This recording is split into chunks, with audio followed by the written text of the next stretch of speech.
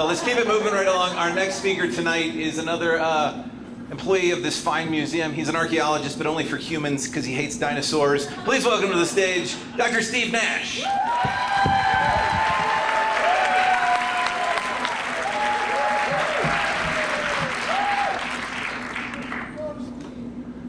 I am an archaeologist, and that means that I study ancient people in all their ridiculous glory. And I use the concept of culture to guide my work. But for our purposes tonight, all we need to know is that culture refers to the habits acquired by humans as members of society. That's all I'm talking about, folks. Habits, norms, and unwritten rules. Now, as a professional, I'm not supposed to pass judgment on these things, but I do. Because it's fun. And over the last 700 years, no, you know what I've learned over the last 700 years? No. You know what I've learned over my career? That over the last 700 years, Western society has done all it can to emulate ancient Roman society, right?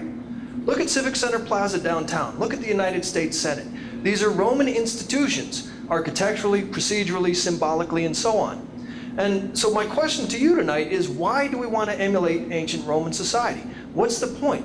Is there really virtuous attributes that we want to emulate? So tonight, I want to take you on a field trip back to Pompeii, 2,000 years ago. Okay? You guys ready? We're going to Pompeii. All right. You know the deal. It's a beautiful summer morning, southern Italy, August 24th in the year 79. Mount Vesuvius erupts and thousands of people die. Pliny the Elder was there. Pliny the Elder was the most famous scientist of his day. Think Neil deGrasse Tyson in a toga. But Neil wasn't there. Pliny was there, but he was 20 miles away eating breakfast in Misenum when the eruption started. So what did he do? He got into a sailboat and he sailed to Pompeii to get a better look. That man sailed a boat into a volcanic eruption to get a better look. Pliny the Elder is now known as Pliny the Toast.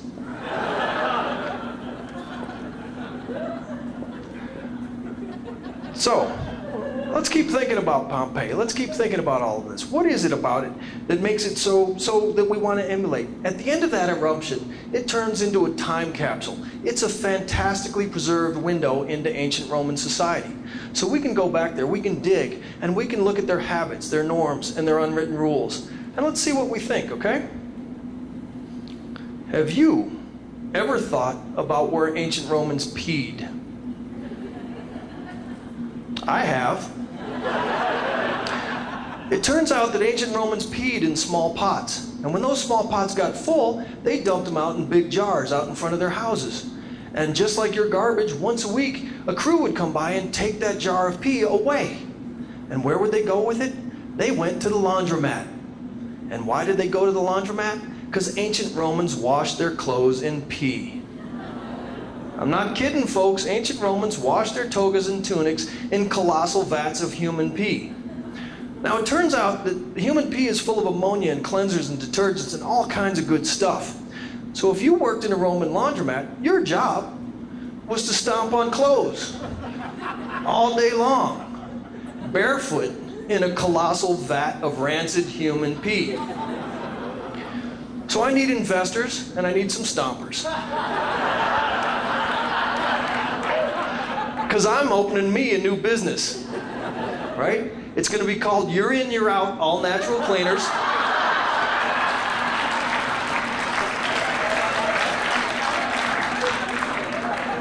I've already got franchises booked in Netherlands and Boulder. And if you're interested in booking Rhino, see me after the show. My first special, folks, my first special is going to be called the Golden Bridal Shower. Bring in your wedding dress and 5 gallons of bridesmaids' pee, and I'll have that dress looking new again.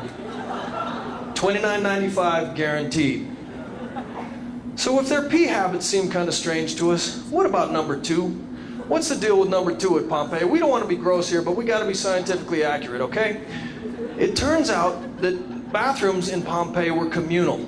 They were communal bathrooms. So think of it, there's a big, beautiful room, frescoes and sculptures everywhere, and 3 holes in a cold Italian marble slab. And you walk into that place. Well, no, let's think about it. What do people do in those bathrooms aside from the obvious? What happens when other people come in? They can't look at their cell phones. Do they talk? If they talk, do they tell jokes? If they're telling jokes, is it all just for shits and grins? Sorry, I don't know. All right, so you know what's worse than the fact that bathrooms were communal in ancient Rome? Have you ever thought, I got a good question for you. Have you ever thought about how ancient Romans wiped their butts? I have. They couldn't use toilet paper because toilet paper wasn't invented until 1857. So what did they do, folks? They used a sponge on a stick. There it is, straight from Pompeii to you. A sponge on a stick. This is what they wiped their butts with. And they called it a tessorium. I call it a toilet brush for your butt. But you know what's worse than these things? Those bathrooms were communal, right? Tessoriums were as communal as the bathrooms that you found them in. So let's picture this again. The big, beautiful room with the frescoes and sculptures everywhere and 3 holes in a cold Italian marble slab. You walk into that room and it's empty. Yes!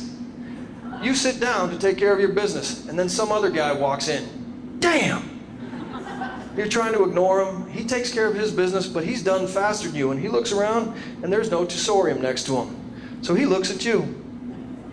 And you look back. And then he says, hey, buddy, can I borrow your tessorium?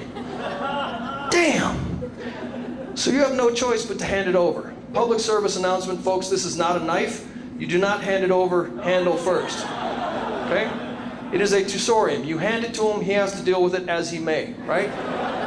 So he takes that tessorium and he uses it, and then he puts it back down between you. He leaves happy and you're stuck. You have no choice but to use a used tessorium. But it's Pompeii, it's what you do, so you shrug and, okay, I'm going to use the used tessorium. And then you do something that all humans would do in the same context. You examine your handiwork.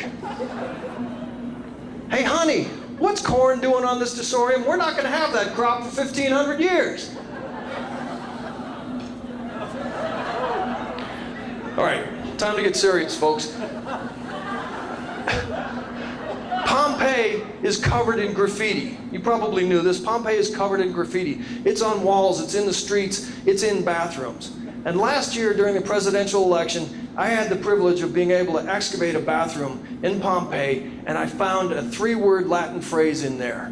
And that Latin phrase was Eos, Iaculus Gloria. And it was right next to a pornographic fresco. Lots of pornographic frescoes there, it's no big deal. But it was a pornographic fresco showing 3 people, 2 men and a woman. And the old fat man is showing the young skinny man how to do something. But he's gesturing like this. And thanks to Access Hollywood, we now know what it means. Eos, Iaculus Gloria, is nothing more than an archaic Latin euphemism for what? What?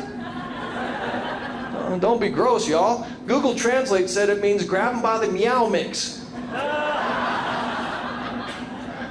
All right. In all seriousness, folks, we now know that in ancient Roman society, rich men could have sex with anyone they wanted, anytime they wanted, with no social or legal repercussions, right? Why would we want to emulate these people?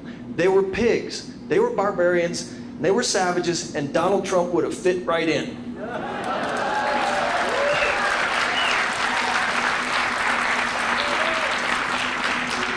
Because life at Pompeii wasn't so refined after all, was it? It was like life at Fox News, or life at the Weinstein Company, or life at NPR. God help us all. I know, it's horrible. So I ask you, how? How can it be that from the shores of Pompeii to the mountains of Colorado, over 2,000 years of time, absolutely nothing has changed in 2,000 years? You know what the answer is? It's obvious. It's because men have ruled the world that entire time. And that, my friends, is nothing more than culture, so thanks for your time. Take care.